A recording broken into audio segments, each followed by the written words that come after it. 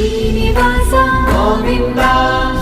తిరుమలకు వెళ్ళే ప్రతి భక్తుడు ముందుగా ఎందుకు వరాహస్వామిని దర్శించుకోవాలి?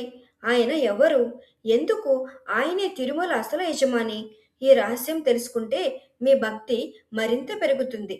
పురాణాల ప్రకారం శ్రీ ఆది వరాహస్వామి అనేది శ్రీమన్నారాయణుడి మూడవ అవతారం. భూమిని హిరణ్యాక్షుడు పాతాళంలో దాచేసినప్పుడు శ్రీమన్నారాయణుడు వరాహ రూపంలో అవతరించి భూమిని తన దంతాలతో పైకి తీసుకొచ్చి రక్షించారు. అందుకే వరాహస్వామి అంటే భూమి రక్షకుడు, ధర్మ సంరక్షకుడు, కలియుగానికి మొదటి అధిపతి. కలియుగంలో శ్రీమన్నారాయణుడు శ్రీనివాసుడిగా భూమిపైకి వచ్చినప్పుడు నివసించడానికి చోటు కావాల్సి వచ్చింది. అప్పుడు ఆయన ఈ 7 కొండల అధిపతి అయిన ఆది వరాహస్వామిని ఆశ్రయించారు. వరాహస్వామి అప్పుడు ఇలా చెప్పారు: ఈ క్షేత్రం నీకు ఇస్తాను, కానీ ఒక షరతు మీద. భక్తులు ముందుగా నన్ను దర్శించుకున్నాకే నిన్ను దర్శించుకోవాలి. నీకు సమర్పించే నైవేద్యంలో మొదటి భాగం నాకే చెందాలి. అందుకే ఈ నియమం ఇప్పటికీ కొనసాగుతుంది. తిరుమలలో మొదట వరాహస్వామి దర్శనం, తరువాతే శ్రీ వెంకటేశ్వర స్వామి దర్శనం. ఇది కేవలం ఆచారం కాదు, ఇది పురాణ సత్యం మరియు దైవ నియమం. శ్రీ ఆది వరాహస్వామి కృప ఉంటేనే శ్రీనివాసుడి అనుగ్రహం లభిస్తుంది. మీరు తిరుమల వెళ్లే ముందు ఈ రహస్యం గుర్తుంచుకోండి. ఇందులోని ఆధ్యాత్మిక రహస్యం ఏంటంటే, లోకానికి యజమాని అయిన ఆ పరమాత్ముడే భక్తి కోసం ఒకరిని అడిగి అతిథిగా నిలబడ్డారంటే అది ఆయన వినయానికి, భక్తులపై ఆయనకున్న కరుణకు నిదర్శనం.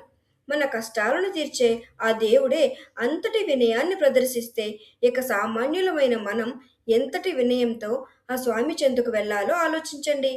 వచ్చేసారి మీరు కొండపైకి వెళ్ళినప్పుడు వరాహస్వామిని కృతజ్ఞతతో మొక్కి ఆ తర్వాతే ఆ శ్రీనివాసుడి కళ్ళల్లో చూడండి. మీ భక్తికి ఒక పరిపూర్ణత లభిస్తుంది.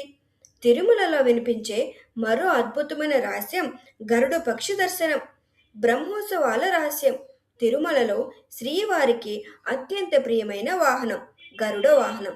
అందుకే బ్రహ్మోత్సవాల్లో జరిగే గరుడ సేవకు ఒక ప్రత్యేకమైన మహిమ ఉంది. భక్తుల అనుభవం ప్రకారం ప్రతి ఏడాది గరుడ సేవ జరుగుతున్న సమయంలో ఆకాశంలో గద్దలు వలయాకారంలో తిరుగుతూ స్వామికి వందనం చేస్తున్నట్టుగా కనిపిస్తాయట. సాధారణ రోజుల్లో పెద్దగా కనిపించిన ఈ పక్షులు సరిగ్గా గరుడ సేవ జరిగే సమయానికే దర్శనమివ్వడం భక్తులను ఆశ్చర్యానికి గురిచేస్తుంది. ఇది కేవలం యాదృచ్ఛికమా, లేదా గరుత్మంతుడి రూపంలో స్వామి లీలేనా? భక్తులు మాత్రం దీన్ని ఒక దైవ సంకేతంగా భావిస్తారు. శ్రీవారి ఉత్సవాలకు గరుడ పక్షి స్వయంగా హాజరై తన స్వామికి ఆకాశం నుంచే వందనం చేస్తున్నాడని విశ్వసిస్తారు. మీరు ఎప్పుడైనా తిరుమల కొండలను నిశితంగా గమనించారా? ఆ కొండల వరుసలను జాగ్రత్తగా చూస్తే అందులో ఒక కొండ 2 రెక్కలు విప్పుకొని ముక్కును పైకెత్తి స్వామిని మోస్తున్న గరుడ పక్షి ఆకారంలో కనిపిస్తుందని భక్తులు చెబుతారు. ఈ కొండను భక్తులు ప్రేమతో గరుడ పర్వతం అని పిలుస్తారు. ఇది ప్రకృతిలో సహజంగా ఏర్పడిన ఆకారమే అయినా భక్తుల దృష్టిలో మాత్రం శ్రీవారి సేవలో నిత్యం లీనమై ఉన్న గరుత్మంతుడి రూపంలో అనిపిస్తుంది. ప్రకృతి కూడా ఇక్కడ భక్తితో నమస్కరిస్తున్నట్టుగా, తిరుమల కొండలు స్వామిని మోస్తున్నట్టుగా అనిపించడమే ఈ క్షేత్రం యొక్క మహిమ. వేదాల స్వరూపమైన గరుత్మంతుడు కేవలం శ్రీవారి వాహనం మాత్రమే కాదు, ఆ స్వామికి రక్షణ కవచం కూడా. పురాణాల ప్రకారం తిరుమల క్షేత్రంలో ఏ అపవిత్రత జరగకుండా గరుడ పక్షి కంటికి రెప్పలా కాపలా కాస్తుంటాడని చెబుతారు. అందుకే భక్తులు అంటారు, ఆకాశంలో గరుడ పక్షి దర్శనమిస్తే అది ఒక శుభ సూచకం అని. అలాంటిది తిరుమల కొండ మీదే గరుడుని పోలిన ఆకారం కనిపిస్తే అది శ్రీవారి ప్రత్యేక అనుగ్రహమే కదా. భక్తుల మనసులో గరుడు కేవలం పక్షి కాదు, శ్రీవారి సేవలో నిత్యం లీనమై ఉన్న ఒక దివ్యశక్తి.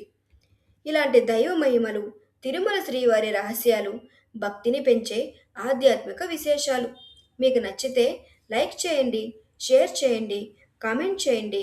ఎంకే స్పెక్ట్రమ్ ఛానల్ని సబ్స్క్రైబ్ చేయండి. ఇంకా ఎన్నో తిరుమల రహస్యాలతో మళ్ళీ కలుద్దాం. మీ భక్తికి శ్రీవారి అనుగ్రహం ఎల్లప్పుడూ ఉండాలి.